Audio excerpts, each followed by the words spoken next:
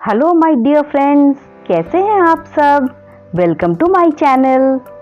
आज मैं आपको सुनाऊंगी श्रवण कुमार की कथा। पौराणिक युग में शांतनु नाम के एक सिद्ध साधु थे। उनकी पत्नी भी एक सिद्ध धर्मपरायण नारी थी। कहानी उस समय की है जब शांतनु और उनकी पत्नी बहुत वृद्ध हो चुके थे और उनकी आंखों की रोशनी भी चली गई थी। इन दोनों का एक पुत्र था, श्रवण कुमार। श्रवण कुमार बहुत ही सरल स्वभाव का व्यक्ति था। माता पिता के लिए उसके मन में बहुत प्रेम एवं श्रद्धा थी। वो दिन रात अपने माता पिता की सेवा करता था। अपने माता पिता का बच्चों की तरह लालन पालन करता था। उसके माता पिता भी स्वयं को गौरवशाली महसूस करते थे और अपने पुत्र को दिन रात हजारों दुआएं देते थे। कई बार दोनों एक दूसरे को कहते थे कि हम कितने धन्य हैं कि हमें श्रवण कुमार जैसा मातृभक्त पुत्र मिला है, जिसने स्वयं के बारे में न सोचकर अपना पूरा जीवन वृद्ध नेत्रहीन माता पिता की सेवा में लगा दिया।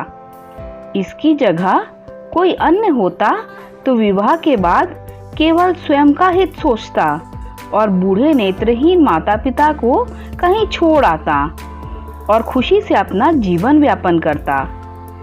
जब ये बात श्रवण कुमार ने सुनी तो उसने माता पिता से कहा कि मैं कुछ भी भिन्न नहीं कर रहा हूँ, यह मेरा कर्तव्य है।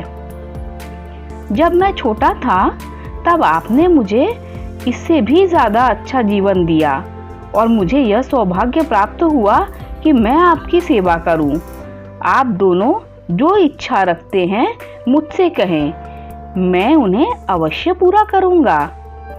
तब शांतनु और उनकी पत्नी कहने लगे, पुत्र श्रवण, हम दोनों की आयु बहुत हो चुकी, अब जीवन का कोई भरोसा नहीं। किसी भी समय हमारी आंखें बंद हो सकती हैं। ऐसे में हमारी एकमात्र इच्छा है, हम तीर्थ यात्रा करना चाहते हैं। क्या तुम हमारी इच्छा पूरी कर सकते हो? श्रवण कुमार अपने माता पिता के चरणों को पकड़कर अत्यंत प्रसन्नता के साथ कहता है, हाँ पिताश्री, यह तो मेरे लिए सौभाग्य की बात होगी कि मैं आप दोनों की इच्छा को पूरी करूं। श्रवण अपने माता पिता को तीर्थ करवाने हेतु एक कांवड़ तैयार करता है, जिसमें एक तरफ शांतनु एवं दूसरी तरफ उनकी पत्नी बैठती हैं और कांवड़ के डंडे को अपने कंधे पर लाद कर यात्रा शुरू करता है।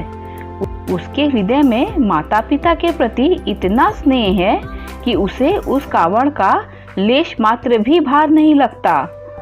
अपने पुत्र के इस कार्य से माता पिता का मन प्रसन्नता से भर जाता था और पूरे रास्ते अपने पुत्र श्रवण कुमार को दुआएं देते चलते हैं।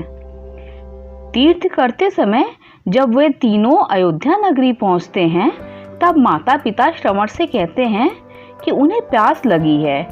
श्रवण कांवड़ को जंगल में रखकर हाथ में पत्तों का पात्र बनाकर सरयू नदी से जल लेने जाता है। उसी समय उस वन में अयोध्या के राजा दशरथ आखेट पर निकले थे और उस घने वन में वह हिरण का शिकार बनाने के लिए उसका पीछा कर रहे थे। तभी उन्हें घने जंगल में झाड़ियों के पार सरयू नदी से पानी के हलचल की आवाज आती है। उस हलचल को हिरण के पानी पीने की आवाज समझकर राजा दशरथ शिकार के उद्देश्य से तीर चला देते हैं और उस तीर से श्रवण कुमार के हृदय को आघात पहुंचता है, जिससे उसके मुंह से पीड़ा भरी आवाज निकलती है, जिसे सुनकर दशरथ स्तब्ध रह जाते हैं और उन्हें किसी अनहोनी का एहसास होता है और वे भागकर सरयू नदी के तट पर पहुंचते हैं, जहां वे अपने तीर को श्रवण के हृदय में लगा देखकर भयभीत हो जाते हैं और उन्हें अपनी भूल का एहसास होता है। दशरथ श्रवण कुमार के समीप जाकर उनसे क्षमा मांगते हैं। तब अंतिम सांस लेता श्रवण कुमार महाराज दशरथ को अपने वृद्ध नेत्रहीन माता पिता के बारे में बताता है और कहता है कि वे प्यासे हैं, उन्हें जाकर पानी पिला दो और उसके बाद मेरे बारे में कहना। इतना कहकर श्रवण कुमार मृत्यु को प्राप्त हो जाता है। भारी हृदय के साथ महाराज दशरथ श्रवण के माता पिता के पास पहुंचते हैं और उन्हें पानी पिलाते हैं। माता पिता आश्चर्य से पूछते हैं, उनका पुत्र कहाँ है? वे भले ही नेत्रहीन हो, पर वे दोनों अपने पुत्र को आहट से ही समझ लेते हैं। माता पिता के प्रश्नों को सुनकर महाराज दशरथ उनके चरणों में गिर जाते हैं और बीती घटना को विस्तार से कहते हैं।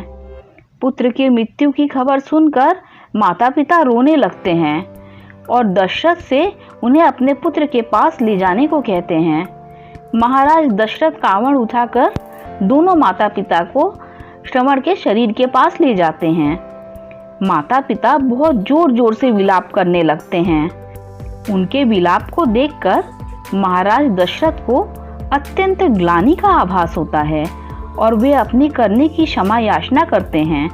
लेकिन दुखी पिता शांतनु महाराज दशरथ को श्राप देते हैं कि जिस तरह मैं शांतनु पुत्र वियोग में मरूंगा, उसी तरह तुम भी पुत्र वियोग में ही मरोगे।